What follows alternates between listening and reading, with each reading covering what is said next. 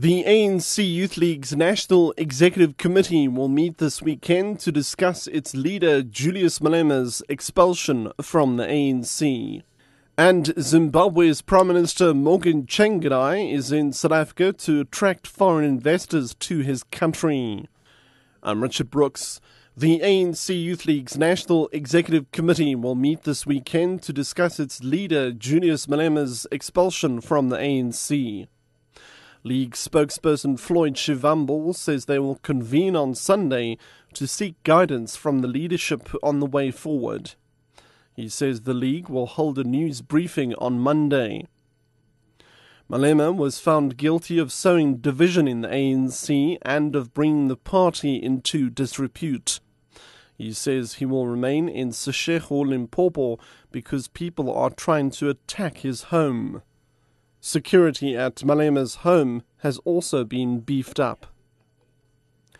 Shivambu was suspended from the ANC for 3 years for swearing at a journalist and for issuing a statement calling for a change of government in Botswana. Malema, Shivambu and 4 other League leaders have 2 weeks in which to appeal against their sentences.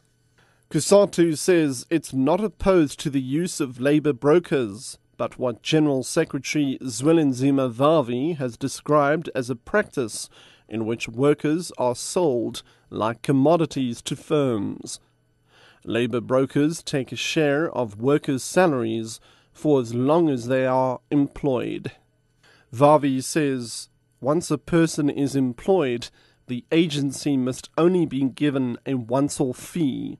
Government have proposed that we should allow workers to be employed by the labour brokers for up to 6 months. We're saying that the 6 months is far too long. That's where the dispute is. Once you are employed by the employer must take over. The labour broker or any agency must move backward, and the relationship must be between the employer and the employee.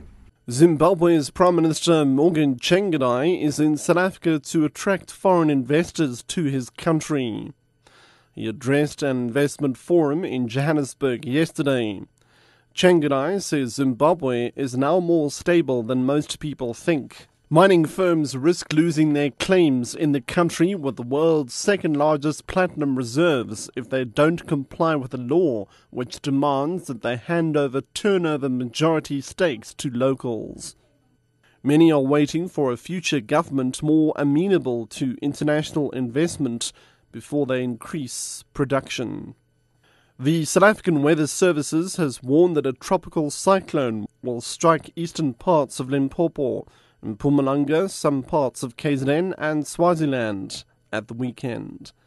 Tropical Irina is moving from the Indian Ocean and is on its way to southern Mozambique and South Africa. Swaziland and KZN could be affected from Sunday up until Tuesday. Weather forecaster Minikeni Ndabambi. This tropical cyclone, it looks like there is high confidence that is going to reach South Africa. Late on Saturday, you expect to reach the low-flat areas of Mpumalanga, including Swaziland and the northern KwaZulu-Natal. And also, the heavy rains might be exceeding 50 millimeters and even getting to 100 millimeters in places over a 24-hour period. That is an accumulative rain, which will spread to the escarpment areas of the Mpumalanga area and also the southern parts of Limpopo.